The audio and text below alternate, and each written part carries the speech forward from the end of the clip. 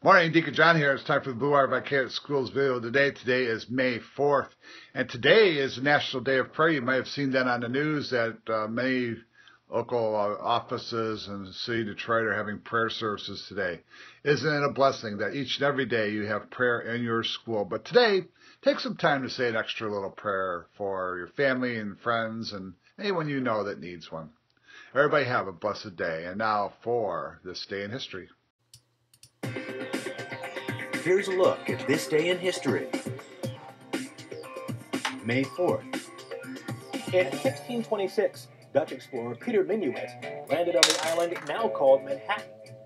On this day in 1970, Ohio National Guardsmen opened fire on an anti-war protest at Kent State University, killing 4 students. In 1979, Margaret Thatcher was sworn in as Great Britain's first female prime minister. And on this day in 1994, hopes were high for peace in the Middle East as Israeli Prime Minister Yitzhak Rabin and Palestine's Yasser Arafat signed an accord granting self-rule to Palestinians in the Gaza Strip and Jericho. Rabin, along with Arafat and Israeli Foreign Minister Shimon Peres, shared the Nobel Peace Prize that year, but true peace remained elusive, and Rabin was assassinated in 1995. And that's this day in history. This is Franciscan Media's Saint of the Day for May 4th. Today we celebrate Blessed Michael Giedroyc. Born in Vilnius, Lithuania, Michael suffered from physical and permanent handicaps from birth. He was a dwarf who had the use of only 1 foot.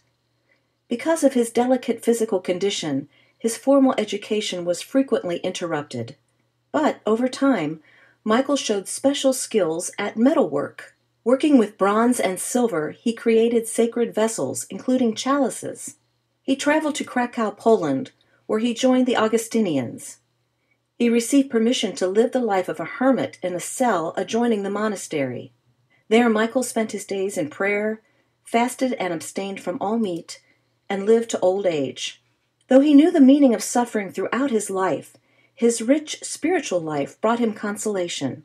Michael's long life ended in Krakow in 1485. 500 years later, Pope John Paul II visited that city and spoke to the faculty of the Pontifical Academy of Theology.